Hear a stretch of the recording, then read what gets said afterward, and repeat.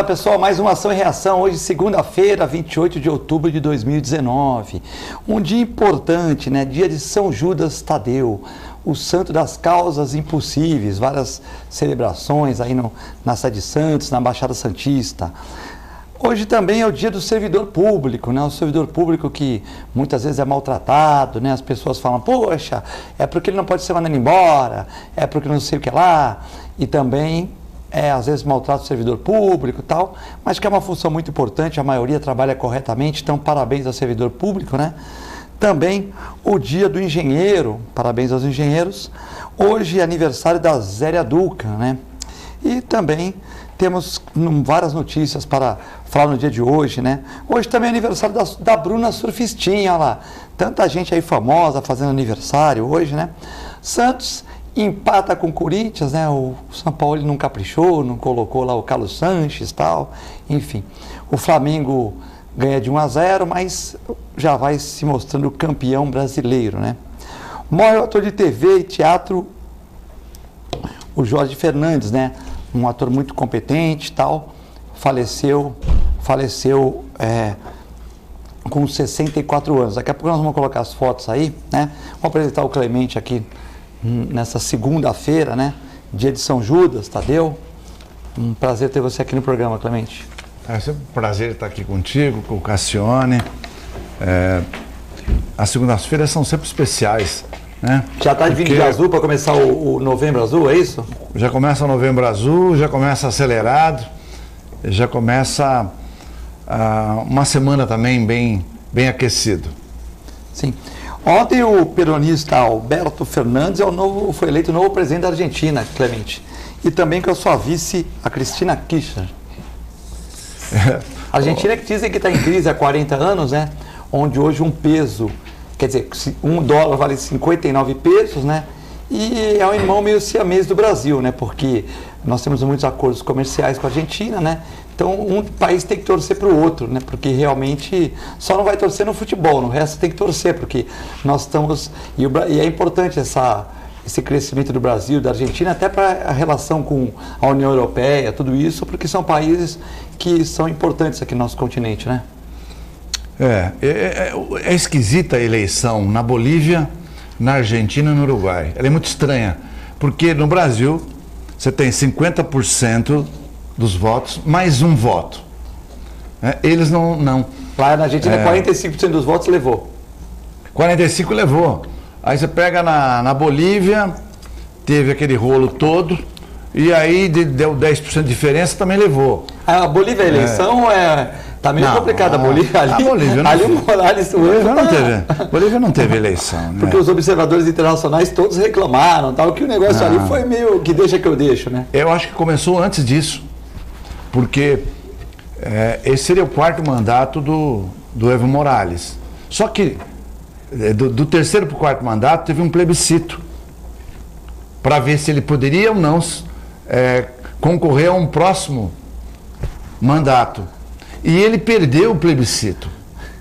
Se você perdeu o plebiscito, automaticamente você não pode nem ser candidato, que dirá ser candidato. Ele deu um jeito, arrumou um jeito de se candidatar, mesmo assim. Mas se a maioria não queria ele de novo, porque não queria o plebiscito, como é que vai votar nele? Mas não é. Ele é esquerda, autoritária, não democrática, que se traveste de democrático. E daí o plebiscito não valeu nada, ele anulou o plebiscito e foi candidato. Todo mundo sabe que houve irregularidade nas urnas, tanto é que os países europeus, mais os Estados Unidos e inclusive o Brasil, estão pedindo para auditar as urnas, mas certamente isso não vai acontecer, né? No Uruguai teve eleição também, mas o Uruguai vai ter segundo turno. O Uruguai tem uma diferença pequena entre a esquerda e a direita, deve ter segundo turno. Eu acho que é imprevisível. Agora, com relação à Argentina, eu acho que começou muito mal, né? Porque quando ele soube que estava eleito, a primeira coisa que ele falou foi Lula livre. E isso, na verdade, eu acho que é uma intromissão num outro país que não tem nada a ver. Eu acho que ele deveria ter ficado quietinho.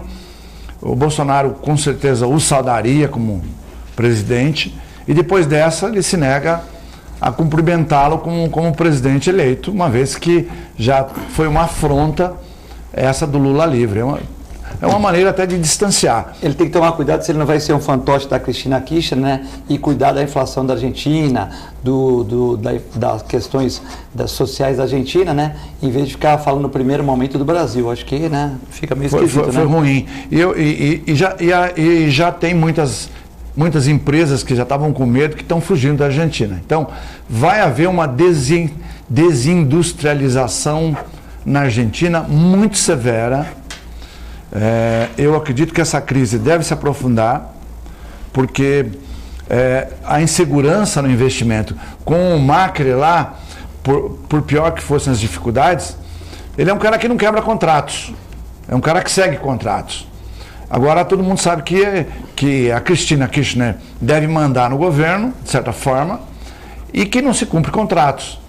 Então eu acho que isso dificulta, porque as grandes empresas, e aí você inclui GM, Ford e outras grandes empresas, já estão com o pé fora para a produção dos veículos, não mais na Argentina, provavelmente no Brasil, né? Então, essas coisas, essa insegurança jurídica, esse tipo de coisa só prejudica o país. Certamente a Argentina vai ser prejudicada, a Bolívia também, e vai ficar o Paraguai aí como um bom parceiro, um bom aliado. A Venezuela sem comentários, a Colômbia, aquela indefinição muito importante, Equador também está no rolo, Peru no rolo. Você vê que não escapa muita coisa, né? Cassione, é um prazer nessa segunda-feira, dia de São Judas Tadeu, né, o santo da causa impossíveis, tê-lo mais uma vez no programa. Quero dar uma boa tarde a você, Filete, ao meu querido Clemente, aos caríssimos telespectadores. Vocês já deram alguma informação, alguma notícia sobre o caso do Bruno Covas? Íamos falar aqui na pauta 2, a segunda pauta. Eu estava ouvindo uma entrevista coletiva agora dos médicos do Hospital Sírio-Libanês, Roberto Calil, o Taiti, Davi Uipe, o cancerologista, e está diagnosticado mesmo um adenocarcinoma e mais um outro tipo de câncer. Não sei onde é a localização, porque quando eles dizem trato digestivo, isso pode ser em vários lugares. Parece que é no estômago mesmo. No estômago mesmo. No estômago. Pode ser estômago, intestino... Que aliás é o tumor mais frequente do estômago mesmo. 90% dos tumores do estômago são adenocarcinoma. Eu primeiro quero mandar um abraço, e hoje é dia de São Judas Tadeu, que ele comece a trabalhar logo em favor do Bruno, que é uma criatura humana muito especial, de certa forma ingênuo e puro. E um abraço para a Renata, para a mãe, e para o Pedro, pai, que devem estar passando o que ninguém imagina. Moço, do jeito que ele é, tomara que supere. Ainda bem que descobriram mais ou menos por acaso. Na verdade não foi por acaso, né, Clemente? Porque o indicador do câncer que provocou a suspeita foi a trombose periférica, que é rara em moços, né? E agora está lá, vai iniciar a quimioterapia ainda hoje, se não me engano, a primeira dose, embora meio no escuro, porque eles têm que fazer outros exames para poder depois refinar a quimioterapia que vai ser aplicada. Mas eu fiquei muito triste. Me pegou totalmente de surpresa. Agora, estava ouvindo no rádio do carro, vindo para cá, até me atrasei um pouco, porque eu quis ouvir um pouco mais da notícia. Tomara que ele saia dessa o mais depressa possível, porque a gente sempre, inevitavelmente, faz uma comparação, e sempre a gente diz, não é? Parece que determinadas cobras criadas, que fazem da política aquilo que é a sua imagem e semelhança, isto é, a do lixo, essas parece que têm longa vida e não tem essas adversidades. Mas a gente não está aqui para discutir os desígnios de Deus, então eu só quero mais uma vez dizer que a gente torce com certeza, porque não há o que se dizer do Bruno Covas, senão eu conheci desde que praticamente nasceu, que é um rapaz de muito valor, muito sério, muito compenetrado e filho de boa cepa, neto de boa cepa. Então, é isso. Com essa introdução que eu não podia deixar de fazer, eu quero dizer que abaixo do Equador, nada me surpreende. Abaixo da linha do Equador, nada me surpreende. Abaixo da linha do Equador, nós temos 500 anos de história.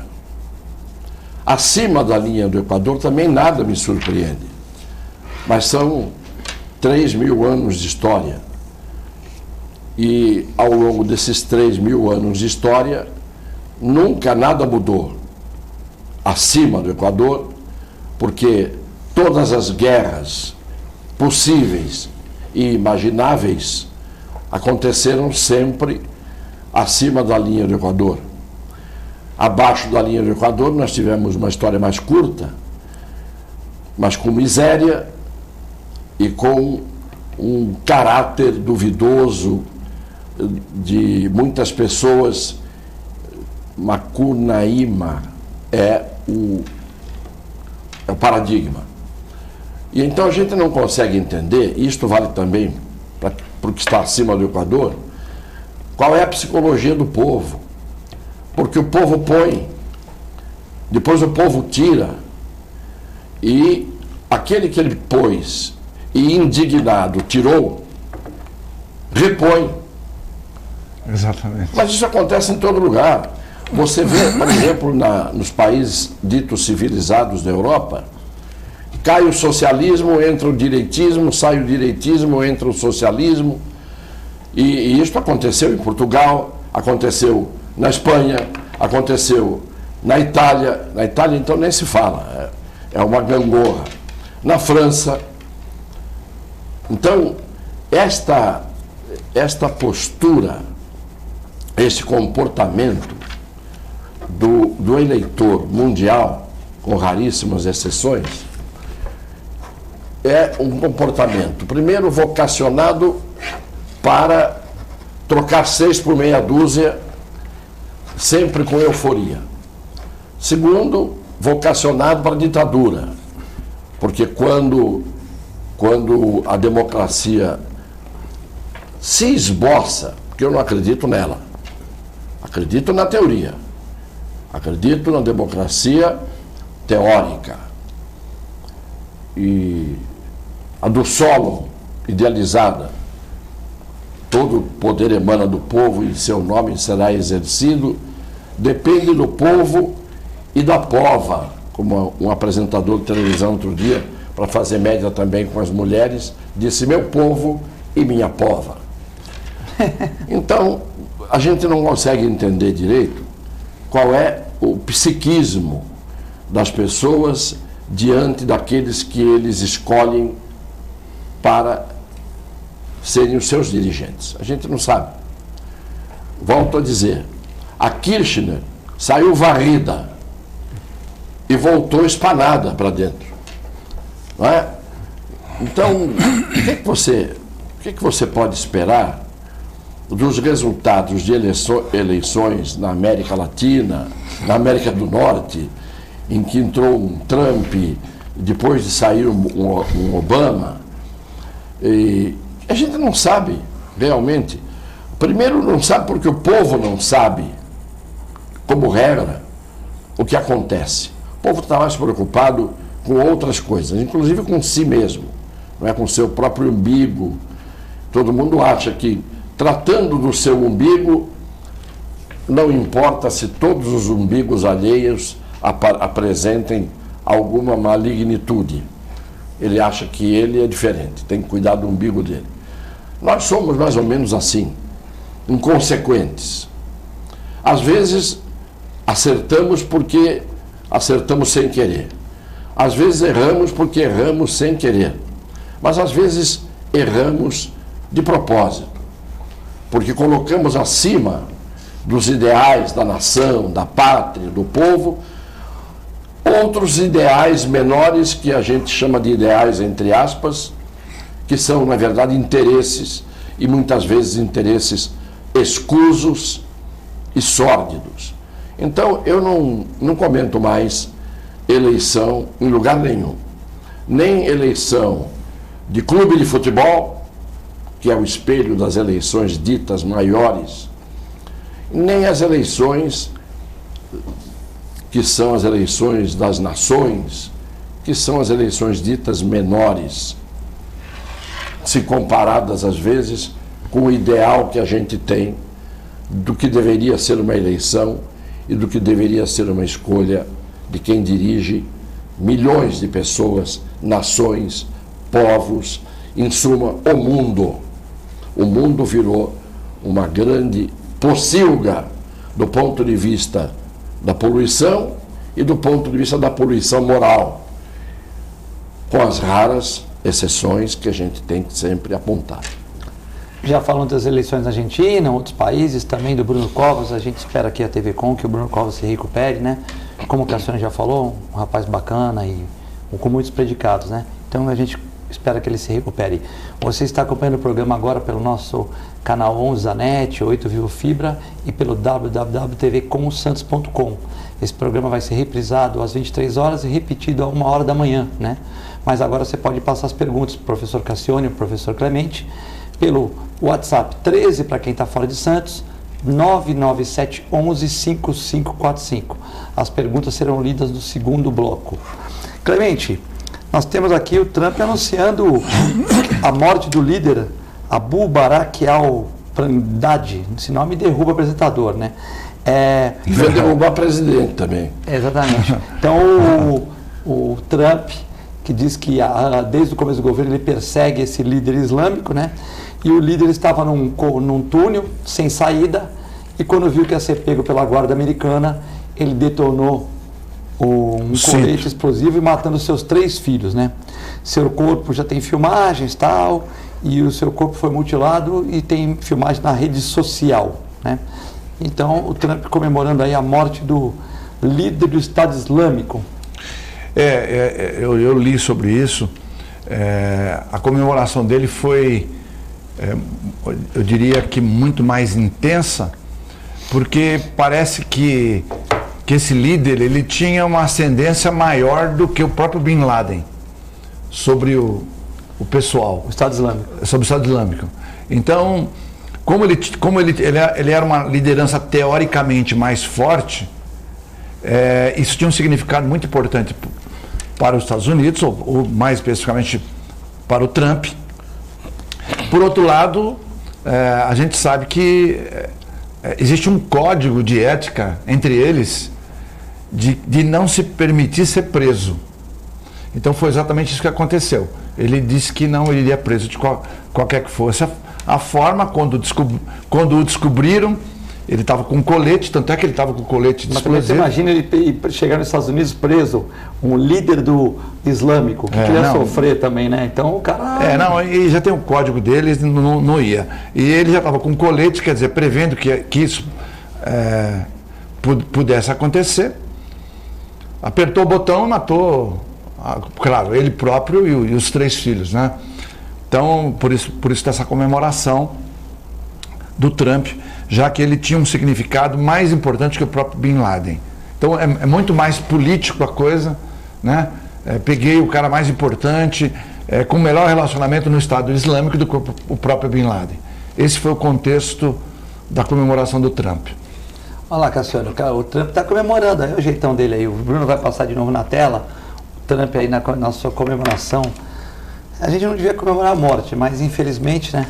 Isso é Hollywood. Hollywood é isso. Um estadista sério não comemora como se fosse a vitória do Flamengo contra o Grêmio. Em primeiro lugar, eu não tive o prazer nem o desprazer de ser apresentado a esse líder cujo nome você acabou de proferir agora. A única coisa que a minha velha idade e a minha experiência dizem é que não é difícil, nos momentos pré-eleitorais, quando há uma eleição no horizonte, um presidente americano sempre pega um árabe e mata. E sempre diz que é o mais importante dos líderes. Mas eu cheguei à conclusão que eles proliferam no Oriente Médio, esses líderes, mais do que coelhos. As lideranças que pareciam que eram definitivas mataram o Bin Laden, o que eu não tenho certeza até hoje. Porque quando você ganha a Copa, a primeira coisa que você faz é levantar o troféu, como fez o Bellini, como fez o Mauro Ramos de Oliveira, como fez o Carlos Alberto, como fez o Dunga, o Cafu.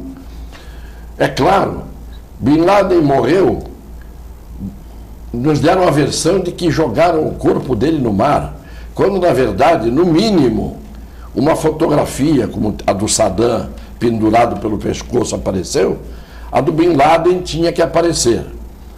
Não apareceu. Agora, mataram não, quer dizer, consta aí a versão de que o sujeito se matou.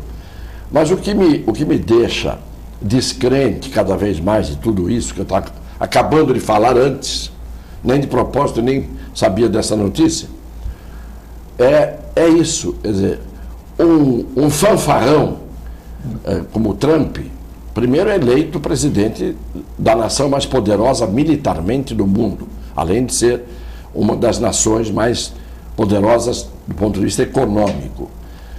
Mas esse gesto, isso é do Pelé, quando fazia os milagres no esporte que encantavam o mundo. Um estadista sério dá a notícia, se é verdadeira, com a expressão da seriedade, sem gestos absolutamente de trêfego. Olha lá. Eu quando vejo isso, eu não tenho mais o que falar. Eu não tenho nada a favor do Estado Islâmico, muito ao contrário. Mas eu não tenho nada a favor desse sujeito que está aí. Isso aí é um paspalhão. Ainda que possa estar fazendo bem para o seu país e que tenha a visão empresarial que ele tem, etc, etc, ele é um paspalhão. Um homem sério comemora a morte de um grande inimigo com a grandeza de quem destruiu um grande inimigo. E não com essa fanfarronice que ele apresenta. Respeitadas, evidentemente, as divergências e as opiniões em contrário. Bom, também tivemos uma notícia triste, né? Morre o ator, também o Jorge Fernandes, né?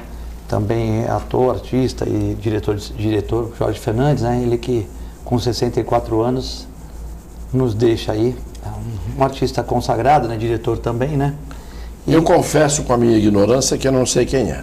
Já está aí na tela, Cassione. Pois é, mas mesmo olhando, eu já tive contato com ele. Na verdade, Congresso no Rio de Janeiro, Congresso do Rio de Janeiro de Medicina Veterinária, ele deu palestra lá e também ele aparecia muito nos programas de medicina veterinária. Ele era veterinário? Não, ele fez uma apresentação à noite, tipo para divertir, tipo teve o congresso e à noite teve um jantar e ele fez uma apresentação humorística, né? Também ele era diretor de vários programas da Globo, né? Aquela parte lúdica dos congressos que é de ferro, não é isso? Exatamente isso. Na verdade ele foi pouco tempo ator na Globo. Depois ele se projetou como diretor de teatro. Ele tem muitas peças produzidas por ele. E também tem muitos programas da Globo que, embora a gente não saiba, foram dirigidos por ele. Então, ele era, na verdade, um dos principais diretores da Globo, né? Por isso que a maioria dos artistas... Era uma pessoa talentosa, né? Jorge, talentosa, agradável, um cara do bem. Embora eu não o conhecesse pessoalmente, mas pela leitura, por acompanhar algumas coisas, você vê que, e inclusive agora, né, muitos artistas falando realmente do aspecto bondoso. Nos contatos que eu tive com ele, é uma pessoa brincalhona, engraçado, ele brinca, mas de estender a mão para o cara que está começando, um cara de bom caráter. Bom, então, eu que não conhecia, diante da morte de pessoas referidas pelo Filete e pelo Clemente, que são meus amigos e que têm credibilidade e seriedade, eu tenho que admitir que é uma perda, não é? Sim. Como muitas pessoas de anteontem para ontem e de ontem para hoje, de hoje para amanhã, são perdas para muita gente, são pessoas preciosas. E essas pessoas a gente gostaria que durassem mais, já que não podem atingir a imortalidade. O que a gente não sente, e não adianta querer ser hipócrita, é quando a gente ouve falar da morte de alguém que não contribuiu muito para o seu semelhante e para a vida não da humanidade, às vezes do seu condomínio. Claro. Sim. Bom, nós estamos aqui no hora do intervalo, né? Queria deixar vocês à vontade para continuarem passando mensagens por 99711-5545. Várias participações chegando, nós vamos lê-las no segundo bloco, é muito rápido e já voltamos.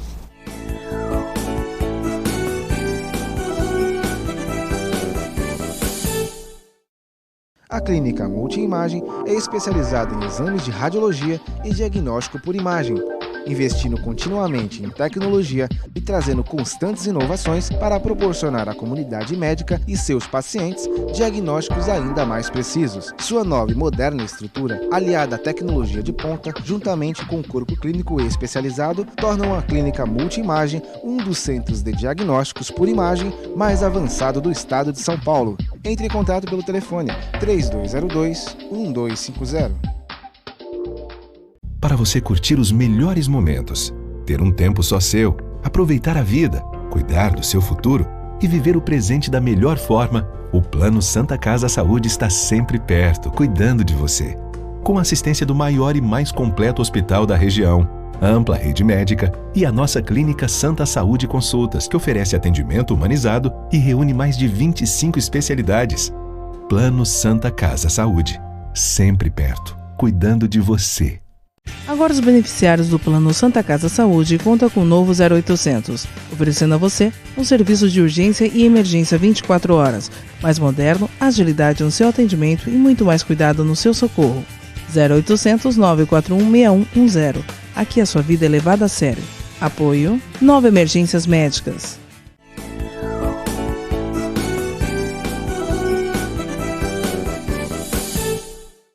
Estamos de volta no Ação e Reação, hoje com o professor Cassiano e o professor Clemente, neste 28 de outubro de 2019.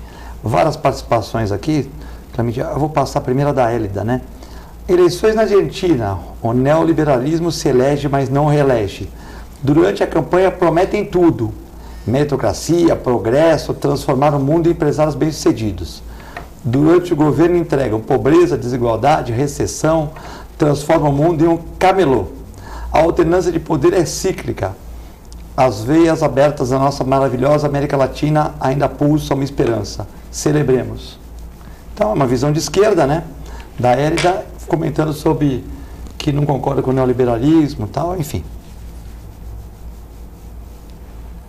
Bom, a Norma fala para o Cassione que o povo é exatamente igual ao macaco, né?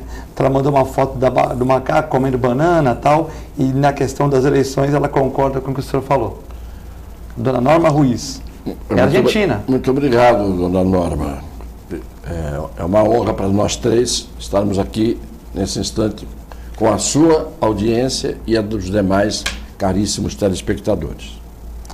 Bom dia, Filete. Como vocês analisam, você, o Cassiano e Clemente e ouvintes, que políticos sérios como o senhor, Maria Ângela Duarte, Banha, este que só assumiu porque pegou uma suplência, não serem reeleitos? O eleitor é burro ou a imprensa é manipuladora? Então ele está citando aqui Maria Ângela. Maria Ângela também foi eleita algumas vezes, o Cassiano também, né? E está citando aqui o Banha, que não conseguiram ser reeleitos, está perguntando se o eleitor é burro ou a imprensa que manipula. É o nosso amigo Carlos Eduardo Martiniano. Bom, o Cassione já citou isso, né? Desse aspecto cíclico aí, no bloco anterior. Eu vejo isso mesmo. Às vezes, na verdade, nós temos, eu acho, duas coisas importantes que eu diria para esse tipo de escolha. A primeira seria a escolaridade, a segunda é a inteligência emocional. Porque a inteligência não é só... Às vezes a pessoa é inteligente, mas ela não sabe como utilizá-la, qual a melhor forma de utilizá-la.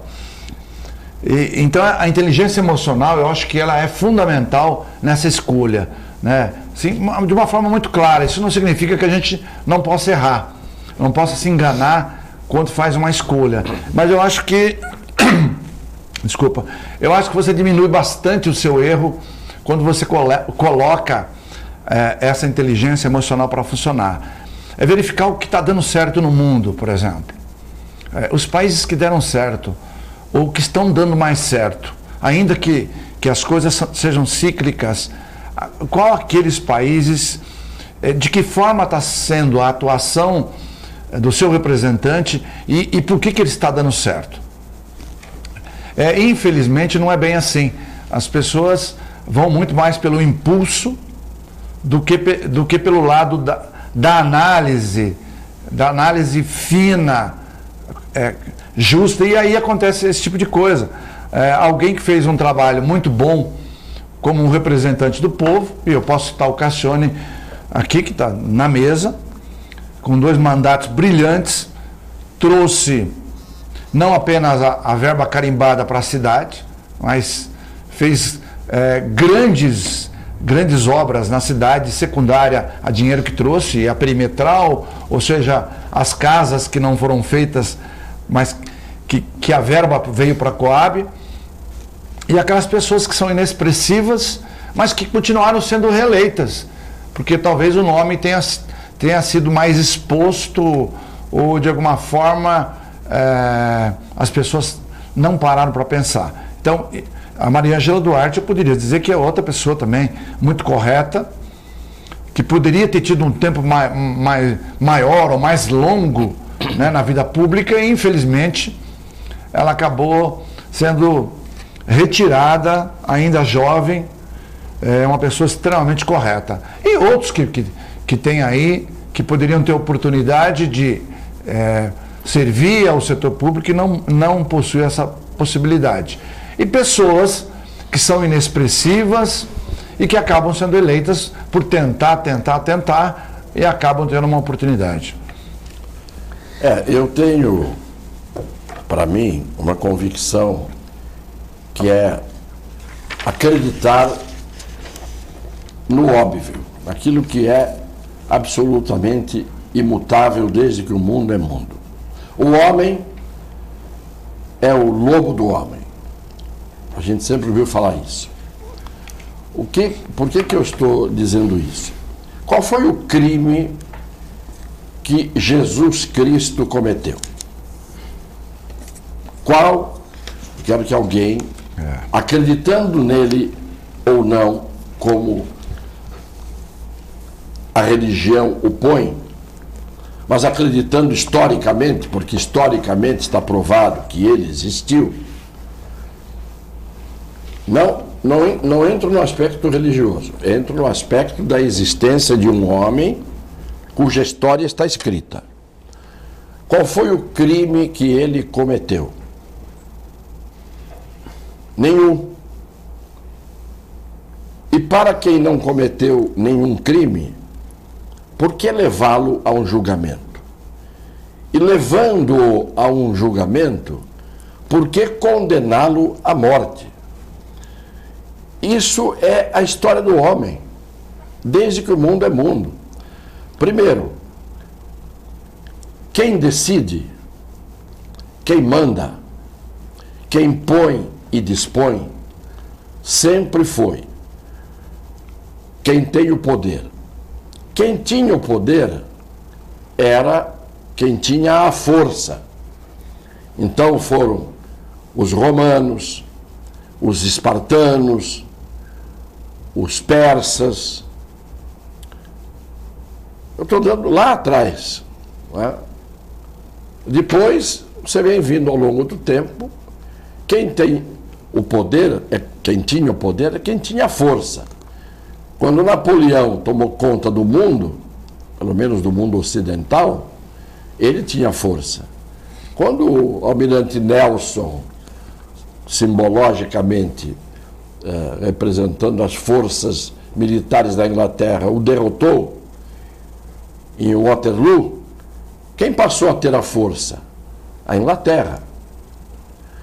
A partir da Segunda Guerra Mundial, e primeira, antes, em 20 anos, o espaço de uma para outra, como não havia, naquele tempo, guerra nos Estados Unidos, a guerra aconteceu no campo do adversário. Então, os Estados Unidos eram aliados, não eram? Eram aliados. Mas, no fundo, a Europa era o seu adversário. A guerra foi lá, no terreno, no quintal do vizinho, se não quiserem que ele fosse considerado adversário. No quintal do vizinho é fácil você fazer bagunça.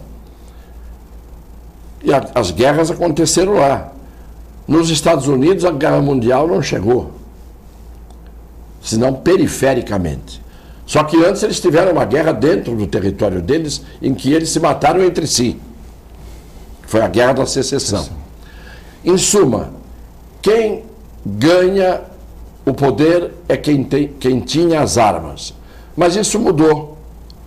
Porque quem passou a ter as armas foi não apenas quem já tinha as armas, é quem tinha o dinheiro.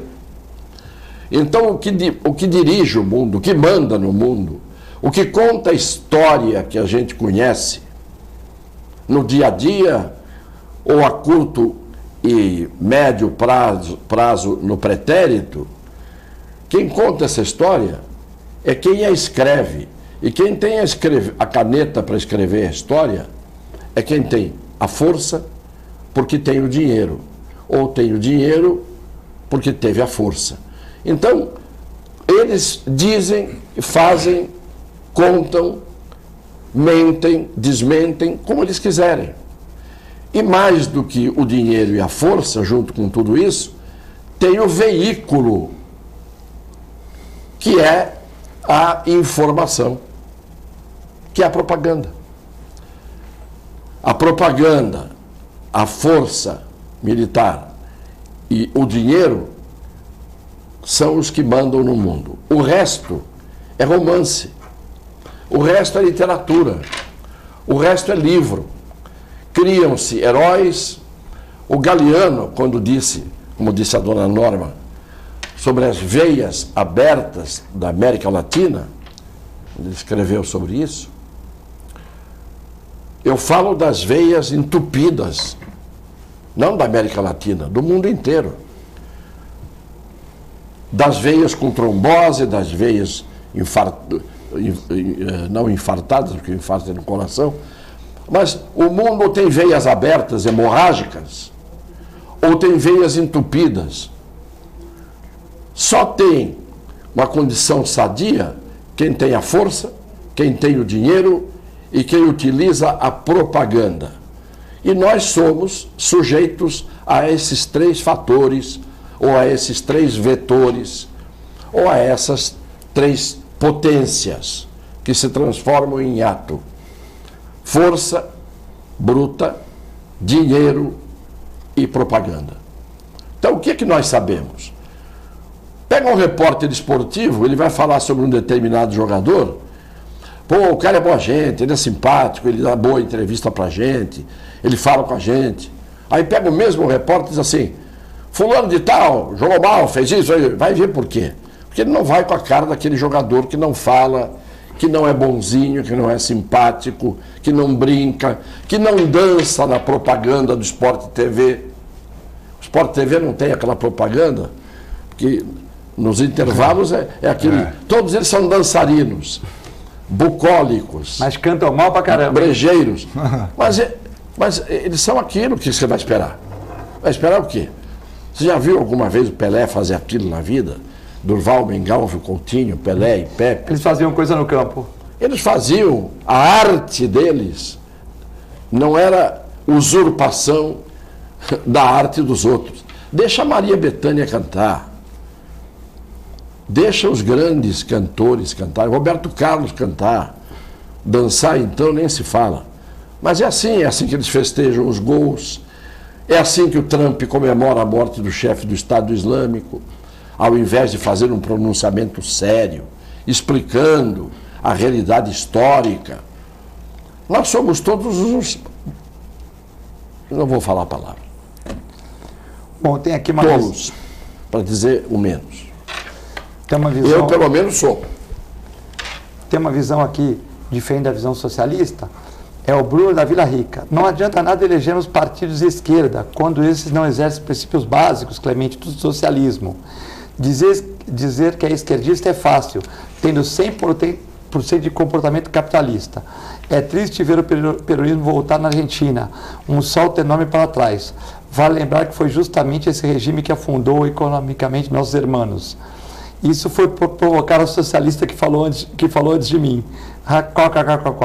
É, o Bruno, ele fez uma aprovação para a Hélida. A Hélida fez uma visão socialista, o Bruno fez uma visão aqui mais capitalista. É isso mesmo? Não. Ele está falando que é o regime que afundou a Argentina, mas há 40 anos vem nesse... Eu acho que não precisa ir muito longe e eu não o que eu vou falar não é por idealismo. Aliás, perguntaram esses dias aí para um político, o ministro da Infraestrutura, Tarcísio, eu não tinha visto nenhuma entrevista dele. Do Tarcísio. Bom, hein? O cara é muito fera, extremamente fera. E o pessoal da Globo querendo pegá-lo. O cara é humilde. O cara é humilde, mas saiu de todas. E afinal, de que lado que você está? Eu estou do lado do Brasil. E fez a rodovia lá no Pará, que afundava caminhão. Aquela rodovia que todo ano afundava caminhão, só faltam 10 quilômetros ele concluir, ele colocou o exército para fazer. Ele é pós-graduado e professor do IME, né? Professor do IME. Não, o cara é muito bom. Preparado. Estão falando até que ele está mandando mais que o Paulo Guedes. Mas conversa à parte, ele falou assim, eu não estou mandando mais nada porque eu fico ouvindo o que ele tem para falar, porque eu aprendo muito. Mas nós dois somamos, ou seja, nada de tentar jogar um contra o outro, nós somamos. E ele brincou e falou, o problema é que o Paulo Guedes é mais bonito que eu, não é isso? Eu sou muito feio. Eu sou muito feio. Aí falou, mas o Paulo, quem manda mais? Você é o Paulo Guedes? Lógico que é ele, eu estou aprendendo com ele, eu estou querendo somar no grupo dele, então é um cara que você viu que é de grupo, né? Pois é, mas agora então vamos esquecer a ideologia. É só ver o que deu certo no mundo. Os países que deram certo, a própria China, que todo mundo fala que é comunista, não, o regime de governo é comunista, né? O regime do país é um regime capitalista.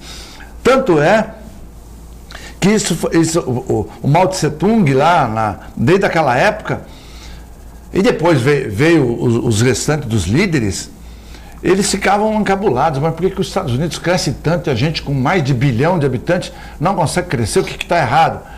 E ele pegou lá aquelas cidades, Guangzhou, Shenzhen, tudo, vão fazer, era laboratório mesmo, laboratório. Essa região aqui vai ter um sistema nos moldes capitalistas. Essa região do lado dessa, na mesma cidade, nessas grandes cidades, né? Shenzhen, Guangzhou aí. Pequim. Então aqui do lado vai ser o nosso sistema atual. Vamos ver o que deu certo. Vamos ver o que vai dar certo. A diferença era tão brutal, que ele falou, o governo continua como está, mas o sistema perfeito para o nosso crescimento é o sistema capitalista. Ou seja, laboratório. E isso é tão real que a gente vê quem é o maior exportador do mundo hoje? É a China. Quem é o que tem a maior reserva do mundo? Reserva monetária? China. Vai passar os Estados Unidos, daqui 5, 10 anos, ela vai passar os Estados Unidos. Já tem uma fortuna no tesouro americano, chinês, né? Pois é, o PIB da China de hoje ele é o mesmo do Brasil, um pouquinho até maior, R$200 maior, mas vamos dizer, igual ao do Brasil. Mas há 50 anos atrás era metade do Brasil, né? E com aquele monte de gente lá. Então eu estou colocando, é um sistema capitalista. Aí você pega os Estados Unidos, que é o próprio sistema capitalista, aí o terceiro é o Japão, sistema capitalista, o mais à direita, se quiser chamar assim, eu não gosto muito desse tema. Depois vem a Alemanha, a Grã-Bretanha. Se você começar a colocar, todos os países que deram mais certo, os países que seguiram essa linha neoliberal, que alguns não gostam de ser chamado assim, mas é uma coisa real, né? Tudo na vida, eu acho que os mercados se autorregulam quando o governo não se intromete. O governo se intrometeu, atrapalha tudo. É como eu ter 10 produtos aqui, eu tenho 10 celulares para vender e eu só tenho você e o Cassiano para comprar. Eu vou ter que abaixar preço, e muito. Sim. Porque senão você fala, não, eu não quero, eu não estou precisando do celular. Pô, mas tá sobrando o meu, eu vou meter o preço lá embaixo. Mas se for o governo falar, não, eu gastei 5 mil no celular, eu tenho que vender pelo menos por 6 mil. Então, eu acho que os mercados se autorregulam. Ver aqui em Santos, começa a ver pelo aluguel, locação. Quanto custava antes, né? E quanto custa hoje uma locação? Muito menos preço. Quanto custava um apartamento no pré-sal, que era a expectativa de dar um boom, e quanto custa um apartamento hoje? E o custo subiu, né? Os condomínios subiram por causa da questão, tem muitos prédios se modernizando, querendo colocar vigilância eletrônica, mas realmente o custo do aluguel e do apartamento baixou muito. Não, caiu muito. Ou seja, deixa o mercado se autorregular, que funciona. E tudo baseado em produtividade. Produziu mais, ganha mais. Produziu menos, ganha menos. Porque não há como você ter um comércio, por exemplo. Você tem um comércio, pode ser pequeno. Uma pessoa produz para você a quantidade de 10 de determinado produto. Você está ganhando ou está empatando. Aí vem um cara que te produz 50. Opa, esse cara está me dando lucro. Ele está conseguindo compensar. Então eu tenho que pagar mais para esse cara, porque senão esse cara não vai continuar trabalhando com o mesmo afinco. Isso não acontece nos regimes de esquerda, não acontece, né? E ao contrário, nos regimes neoliberais, isso é a prática que se consolida. Então eu acho que não precisa nem estudar muito, é só olhar o que está acontecendo no mundo, que a gente vai ver que, independentemente de falar esquerda ou direita, o que mais funciona é o neoliberalismo. Cassiano. Eu acho que as palavras muitas vezes têm um sentido que não tem a ver com a realidade, ou em cada realidade a mesma palavra pode ter um sentido. A palavra socialismo, na verdade, nasceu no século XVIII, lá atrás. E quando se falava na Alemanha nazista, e hoje todo mundo chama de nazista quem é da direita, fascista e nazista são chamados os que são da direita. Quando a palavra nacional-socialismo foi empregada na base do regime da Alemanha nazista e da Itália de Mussolini. O que era o nacional-socialismo? E começou a ser implantado a partir de 1929, por aí, até que chegou em 1933 e aí cresceu com o Hitler, e a Alemanha quase teve a hegemonia da dominação europeia. Não é? Ela foi combatida pelo resto do mundo inteiro, por isso foi derrotada. Mesmo assim, deu um trabalho danado. Muito bem. O que era o nacional-socialismo? Misturava-se com o chamado são sentimento do povo alemão.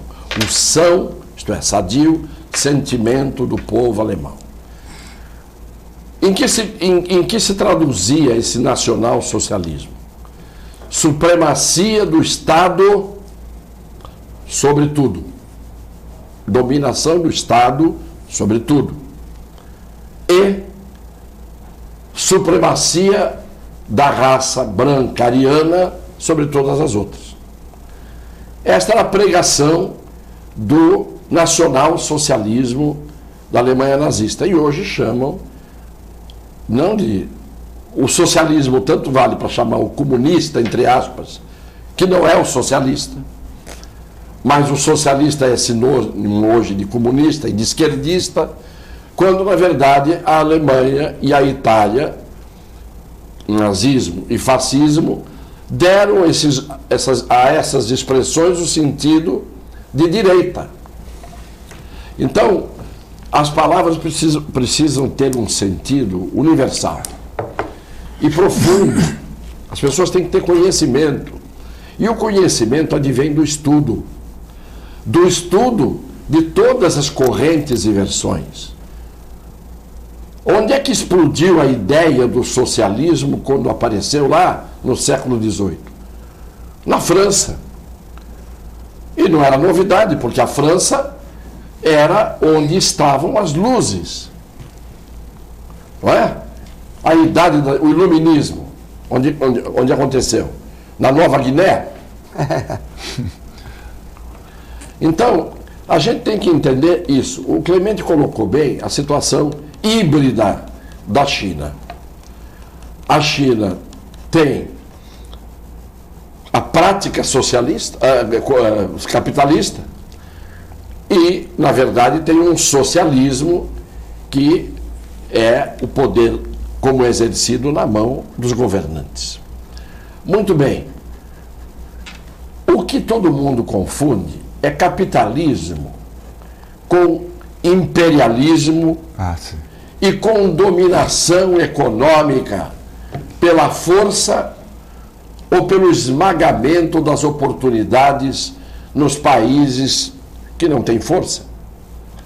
Aí você faz a diferença. O capitalismo em si, praticado como deveria ser, ele já deu provas de que ainda é, dentre todos os sistemas ruins, o melhor. Só que o que acaba acontecendo é que quem tem o poder pela força ou pelo dinheiro e exerce o capitalismo, ele acaba, muitas vezes, fazendo do capitalismo um imperialismo. Isto é, eu vou mandar no mundo, eu vou mandar nas nações onde haja riquezas que me interessem. Então eu vou explorá-las, eu vou boicotar, eu não vou permitir o desenvolvimento. Até por quê? Porque a igualdade não existe nem na criação. As pessoas nascem diferentes, umas mais bem dotadas, outras menos bem dotadas, não é? A gente diz a oportunidade é igual para todos, mas todos não são iguais para conseguir fazer valer a oportunidade que tem.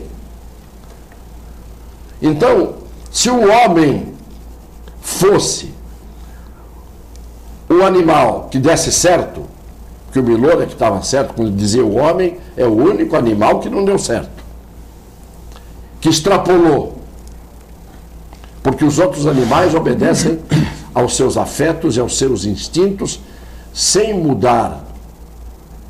O homem não, o homem muda. O homem vai desde o sublime, desde o martírio. O homem é capaz de ações sublimes, de se imolar pelo bem do seu semelhante. Em compensação, o homem estupra, é o único animal que estupra, o único mamífero vertebrado superior que estupra é o homem. O homem mata sem motivo. O homem não mata para comer e para sobreviver só. Mata por todas as razões mais torpes. Então nós temos que cair na realidade e entender que não é o ismo, não é o comunismo, não é o socialismo, não é o nazismo, não é o fascismo, não é o capitalismo. Esse ismo é um sufixo que é ruim pra caramba, para muita coisa que não presta. O que estraga tudo não são as expressões, é o que se faz com esse rótulo. Se você botar um rótulo de um remédio ou de uma boa bebida num frasco de veneno, o sujeito dá uma talagada e cai morto, porque o rótulo não tinha nada a ver com o conteúdo. Então nós temos que ver qual é o conteúdo, como é que se pratica cada uma dessas doutrinas, porque esse socialismo inicial era chamado de socialismo utópico, que era o socialismo do Owen, no século XVIII. Então não muda nada. De lá para cá, o que manda mesmo é a força, é quem tem o dinheiro e quem trabalha. Mas quem tem oportunidade de poder trabalhar. O Japão foi arrasado na Segunda Guerra. Hoje é a terceira maior potência do mundo, ou a quarta? Terceira do mundo. Então, a gente tem que ver, por exemplo, a Suécia. Onde é que você vê um socialismo praticado todos os dias, tenha o regime, o nome que tiver? Você vai à França, medicina gratuita para todos, remédio gratuito para todos. Seja qual seja o presidente e o partido a que ele pertence. Ninguém paga médico, ninguém paga hospital e ninguém paga remédio. Aí o cara paga o imposto até com gosto, né? Aí que está. O cara paga, o cara tem educação, tem saúde boa e não paga. Isto nos países civilizados, onde existe um nível que não seja aquilo que eu falei do umbigo, porque aqui o sujeito hoje em dia abre uma pizzaria, às vezes para vender uma boa pizza, mas às vezes ele abre uma pizzaria para ficar rico em 2 anos. Hoje o sujeito do nada quer ficar rico em 2 anos. Quando a riqueza, em 2 anos, ninguém consegue, a não ser jogando na Mega Sena. Assim. Em 1 ano, 2 anos, você não fica rico. Você fica rico ralando a vida inteira. Persistindo. Agora, o sujeito abre uma pizzaria para lavar dinheiro, que por trás disso muitas vezes está o tráfico de entorpecente. Esse fica rico em 2 anos. Às vezes fica até vendendo pizza, porque uma pizza que podia custar 30, hoje custa 80. E aí entra no comércio. O comércio é parente das guerras. O comércio é, muitas vezes, a avareza. É aquilo que eu digo, é a sede de um lucro que está além do limite que faria bem para todo mundo. Principalmente porque lucra. Mas eu hoje estou falando muita bobagem aqui, deixa eu parar. Clemente, assume. Bom, várias participações. Acabou, a Alessandra, a Érica, o Barbosa, que é árbitro, o Alcino, o programa está ótimo, vocês estão numa aula de economia. A Ana Paula, o Passarinho, lembrando que hoje é o aniversário do Joaquim Fênix, que é o intérprete do filme Coringa, né? Então, obrigado, Passarinho, por mais essa contribuição. E além da Zélia Duca também, que faz aniversário hoje. Aqui está o Vitor, filho do Armando Gomes, dizendo que o Armando Gomes está melhor, está melhorando. A gente fica contente. A Regina do Novo. Isso é a melhor notícia do dia. Melhor notícia do dia. Melhor notícia.